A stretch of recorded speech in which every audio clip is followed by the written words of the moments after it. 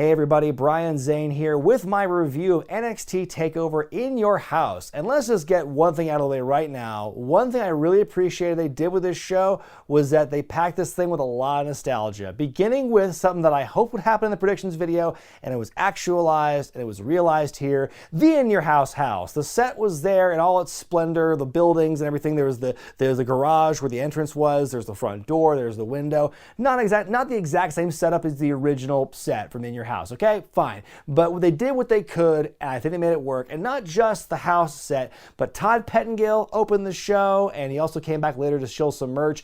We saw, the old music, the old graphics. There was an Ico Pro spot at one point. William Regal playing the role of Lord Alfred Hayes, shilling the ice cream bars and whatnot.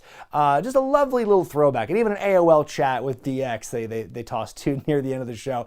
There was a lot of fun. Like, if there's one thing you take away from this show was that they, when you're gonna have a show based on the In Your House moniker with that wacky old logo, you gotta have some of the nostalgia thrown in. So I'm really glad they came through with that here. The show opens up with a 6-woman tag team match as Mia Yim, Shotzi Blackheart, and Tegan Nox take on Heel Girl Squad. That's Candice LeRae, Dakota Kai, and Rhea Gonzalez. Early in the match, all the ladies gather on the outside. Shotzi goes for a dive, but she's caught in midair by Rhea. Not the last time we'll see her strength on display here. Then Mia gets a dive in, Candice gets a dive in, Tegan gets a planche in, everyone get your shit in. Shotzi's worked over for the bulk of this match here. She's the one taking all the heat for the baby faces here. Just can't make a tag if her life depended on it for a while. Dakota, though, misses the face wash. Candice tags in. Shotzi crawls under Candice's legs, finally tags in Mia Yim, who's all over Candice here. Nox comes in, starts attacking Rhea, but Gonzalez is not leaving her feet. She powerbombs Nox. We get a kick out. Yim and LeRae brawl to the back through the entranceway. When I first watched that, I thought, that's a huge missed opportunity. Why don't you go through the front door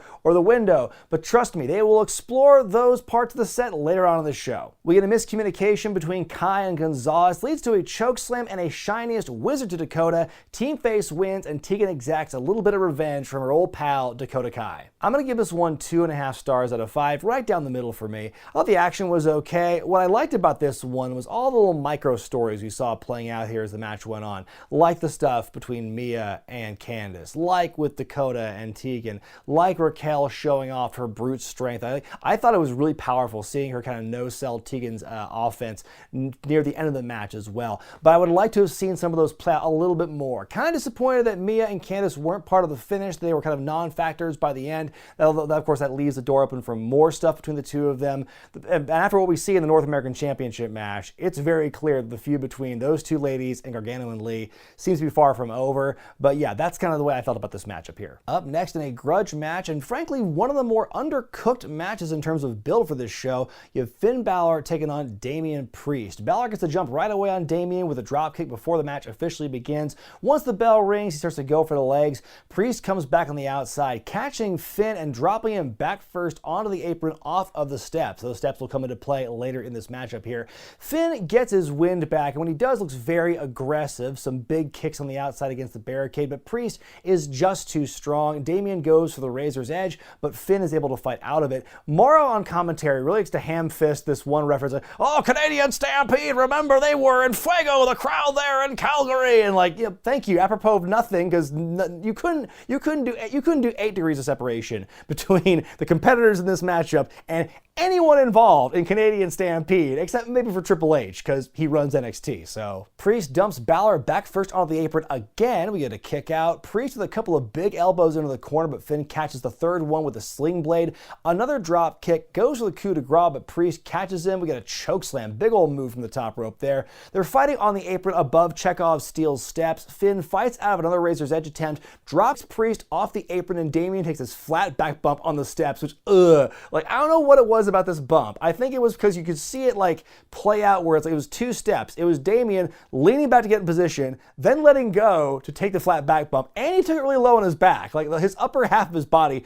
did not touch the steps at all. And so seeing all that happen in real time, I was like, oh God, it was cringeworthy, but it was also kind of hilarious in a way. I have a hard way of explaining it, but I laughed when I saw that. It was like a combination shock and laughter seeing that bump. But God, I mean, props to Damien for taking that bump though. Even though he kind of eased into it though, but I mean, I can't blame him. Anyway, after that happens though, Finn gets him back in the ring. Not one, but two coup de grace. Finn wins, setting a new record for TakeOver victories at 11. This one gets 3 out of 5 stars for me. The extra half star goes to Damian Priest for his bump off the apron onto the steps. I don't know why. I could look at that replay over and over again, and I would get massive entertainment from it every time in all these different ways. But I think the match got better, and I enjoyed the physicality more as things went on. I think Damien looked really good in defeat here. I made this realization a couple of weeks ago. Like, oh, he's kind of like a better version of Baron Corbin in a lot of ways. And that's kind of what they're building him as. He's a big, tall dude, talks a lot of mess. He's dominant in some matches, but then like loses a lot of feuds, I feel. And I think that's kind of where we're at right now. He's on the bubble in a lot of these matches. And so maybe eventually he'll get that point where he starts winning some big programs. But this is one here where Finn looks really good. He's kind of spinning his wheels, is Finn. Clearly they're waiting for Walter to get back into the States so they can do stuff with them. But in the meantime, I thought this was a solid match. In a match for the North American Championship, Keith Lee defends against Johnny Gargano, and I really enjoy the way they transitioned from the hype package to the entrances for the match, because they filmed this new footage of Johnny cutting this promo in his house. Suddenly you see he's in his entrance gear. He makes his way out the door, but not before giving a thumbs up to a framed picture of Doc Hendricks. I really hope that's like just on their wall all the time. But he makes his way through the front door, and boom, he's at the set. It's always Full Sail. He was living there the whole time. That was a really cool transition, though. I really appreciated them using the front door for that purpose. In the match itself, early on, Lee catching Johnny mid-dive, but Gargano slips out of his grip, gets caught again, but this time Johnny goes for the eye, the first of many times we'll see him work the eye after what we saw last week. Johnny tries to go back into his house, but he locked the door, remember? Lee catches him, beats him up a little more. I love the security camera footage of seeing him getting beat up by the door. Eventually, the hand injury starts to become a liability for Keith, and Gargano is on the attack, going after the eye and the hand simultaneously. During NXT, when I saw him like gig Keith in the eye with the keys and then kick the hand, I'm like, that's overkill. Like, do one or the other, don't do both. And I don't know if I would still say that now after having seen the matchup here, but what I liked about this was you see Gargano having these two different ways to really wear down Lee. So it's not so predictable he's working on one body part now, he's working on two. Versatility. After a lot of head and neck holds, Lee begins to come back. Gargano throws some bones, but Keith Lee's attacks are far more powerful. Gargano staying in the fight thanks to some joint manipulation though. The Big Bang Catastrophe is countered into a roll-up, but there's a kick out. A beautiful tornado DDT out of a dive to the outside by Johnny. He struggles to lift the dead weight back into the ring in time, so he stops the count. Gargano goes back outside, does a little lap, but gets pounced through the plexiglass.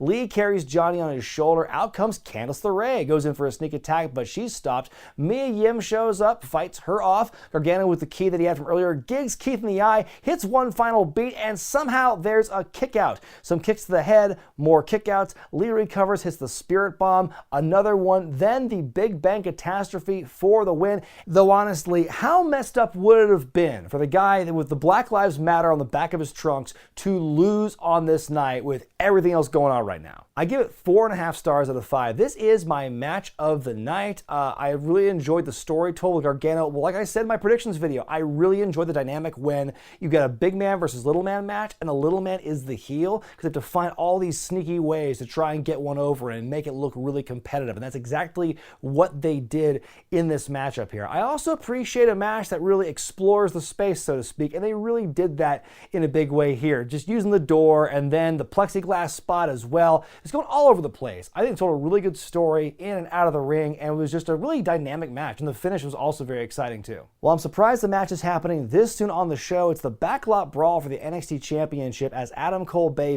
defends against the Velveteen Dream. As the match begins, we go on the scene of the Backlot. We see a semicircle of cars surrounding the ring. Right away, I got some real like Iron Circle match vibes. Ken Shamrock and Steve Blackman, or the parking lot brawl with John Cena and Eddie Guerrero. That's like what I see when I see the cars surrounding the ring, instant flashbacks. Adam Cole drives up in a monster truck. No, sir, there's no small man complex for him. Mara makes an excellent point on commentary that the Dream should have shown up in a little red Corvette instead of a yellow Lamborghini. I'm like, yeah. I mean, on the go-home week, you had a Prince look-alike in the mirror talking to the Velveteen Dream, so why not go whole hog and have him show up in a little red Corvette? The Dream is dressed like Negan from The Walking Dead, a timely reference. They start fighting in the ring, and right away, I'm like, am I the only one not digging the aesthetic right now and the presentation for this match? Like, let's break down some of the things that I had problems with visually, because a lot of quick camera cuts, almost too quick in some cases, a lot of shaky camera as well. At least one camera had an autofocus issue. Everything that when you had the lights on there with the set lights and then the headlights coming in, it was hitting the camera lens, way bright and distracting. And then when they went away from the lights, when they go outside the ring, it's like way too dark at times. Like, there's a lot of stuff going on in this match. Like, visually made it hard for me to get into. Cole hides in a separate car. Dream starts bashing it with the baseball bat and chases Cole out of it. Suddenly an Uber pulls up, but then they chase her off. Cole pulls Dream face first into a parking meter on the outside, fighting alongside the ring of cars. Dream hits an axe handle off the apron, goes for a dive off the top rope, but eats a super kick. Cole goes for a Panama Sunrise, but he takes a kick as well. Dream climbs the ladder. Here comes the rest of the Undisputed Era. That distraction allows Cole to get on top of the ladder himself, but he gets knocked off and lands into the windshield of the car below. Strong and Fish beat up Dream while Adam sells. The lads start throwing tons of chairs into the ring. Suddenly, Loomis pops up and starts whomping on Strong and Fish, throws them both into the trunk and drives off with them just like he predicted in his drawing. Cole recovers, goes for the Panama Sunrise again, but he's caught with the Dream Valley Driver. Purple Rainmaker onto a seated Adam Cole and a kick out. Cole with a big low blow and Dream talks too much trash. Third Panama Sunrise attempt onto the pile of chairs is successful. Cole wins and retains. His record-setting reign continues, and this means that Dream cannot challenge the title again as long as Cole is the champion. This one gets 3 out of 5 for me. I think of all of the on location, out in the field, cinematic matches we've been seeing over the last couple of months across both WWE and AEW, this one has been the least interesting to me. I think I took it down a half star because of those aforementioned aesthetic things I had a problem with as the match began. And, the physicality I thought was okay. There were some good points throughout the match, but it just felt almost identical to the last singles match these two had, only now in an outdoor setting and with weapons. That's pretty much the same exact kind of setting. Like, Loomis gets involved, the Undisputed Era show up too. And it was very, very samey to me in that respect. So yeah, I wanted to get into this match more, but I just couldn't. We go to see Karrion Kross's Takeover debut as he battles Tommaso Ciampa, and shit gets real when the LED screen in the back of the set turns black and white. Early on, Ciampa's fighting, but Kross just takes the early assault, shrugs it off, and fucks Ciampa against the ring apron. That looked pretty brutal. Kross takes his time with Ciampa, some more suplexes. Tommaso with some slaps as he makes his comeback, knocks Kross out of the ring, hits the Willow's bell, but there's a kick out. Ciampa hits some knees, goes for the fairy tale ending, but Kross ain't got no time for that. Kross jacket is locked in, Ciampa passes out in the hold, and Kross wins in his Takeover debut. I give it 1.5 stars out of 5. The phrase very competitive squash match I think rings true here. I mean, it was pretty academic that Kross was going to win this thing. This match did go longer than any of his previous NXT matches combined, but it was still 90% him. And the moments of comeback and brilliance that we saw from Ciampa as this match went on, the brief fleeting moments he had, looked very good. I think it was good for Kross to get this big, super dominant win against such an established name at NXT. Really goes a long way in putting over Karrion Kross here and just establishes him as this big dominant force in NXT. So I'd say it was a good, big test for Kross here, but I mean the match itself, it was a squash. Out in the crowd, Robert Stone looks even more disheveled than before. When I first saw it for a split second, I thought it was just a really bad-looking Orange Cassidy. In your main event, it's a triple threat match for the Women's Championship as Charlotte Flair defends against Rhea Ripley and Io Shirai. Lots of big hype and builds around this thing here. It's very telling they put this match on last as opposed to the Adam Cole Velveteen Dream match.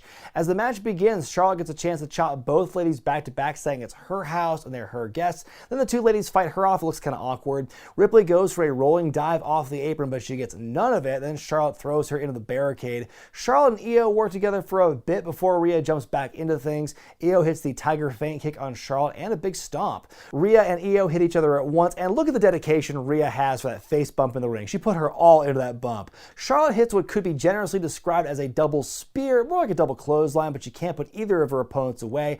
Goes for a moonsault on both of them, but cannot connect. Io's a house of fire. Big springboard dropkick to Rhea, but she eats a natural selection. Io does kick out. Charlotte gets the figure four locked in, but Rhea pulls her out of the ring. They fight on the outside. Shirai dives onto Ripley. Charlotte throws Io through the window of the set. Rhea and Flair are brawling on the outside. Io's back and she's on top of the door. Big ass dive onto both ladies. Back in the ring, Charlotte goes for a spear but eats the corner. She comes back and boots an upside down Io. Rhea with a second rope riptide to Charlotte, but Io breaks the count. Ripley with the prism trap on Io, but Charlotte beats them both up with a kendo stick, totally legal here. Spear to Rhea, figure eights apply, but then Io comes down with a moonsault and oh my god, crushes Rhea's face with her thigh. The pinfall, Io wins and is the new women's champion. Somebody wake up Rhea and tell her that. I give it 3.5 stars out of 5. This match had some great moments throughout, and Io Shirai was far and away the MVP of this thing. She was flying hither and yon, bumping her ass off throughout, but this match was bogged down by a lot of just ropey looking stuff. A lot of botches throughout, some sloppy moments here. After a while, it was kind of hard to ignore. And Rhea and Charlotte had their great moments as well, but yeah, I think it was just, it was a match. There's some give and take in this thing. I think the story overall was fine, but some of the execution just was a little sloppy. But Io winning the championship, I think, was the right call. It was such a good call, a real feel-good thing to see her win after all the work she's put in NXT.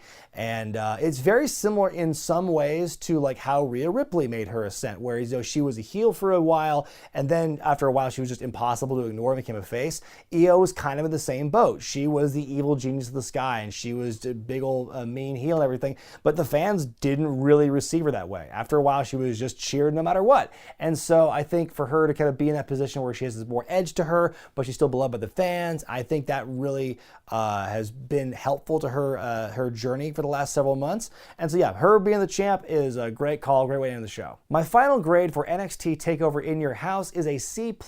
Looking back at this show, I think that the North American Championship match, Lee and Gargano, is the clear match of the night in terms of overall quality and storytelling. The women's triple threat is like a second place, but kind of a distant one because there were enough spots in this match that got kind of blown, just weird looking things that almost kind of took me out of it. I also really enjoyed the little bits of nostalgia, a little mid to late 90s nostalgia. They really just jam-packed in this thing with the in your house vibe, the set, Todd Pettengill, the ice cream bar commercials, IcoPro, that sort of thing. It was really cool to see those little nostalgic things kind of come back to you here on this show. But yeah, I think most of the matches were okay, not like amazing, except for the North American Championship match. Yeah, this is a takeover that is known, I think, can be best remembered for the in your house aesthetic and like one match, and that's about it. But let me know what you thought about TakeOver in the comment section below. There's still a few days to go before YouTube eliminates the polling option from their iCard, so one more time, give me a letter grade for what you thought about this month's TakeOver,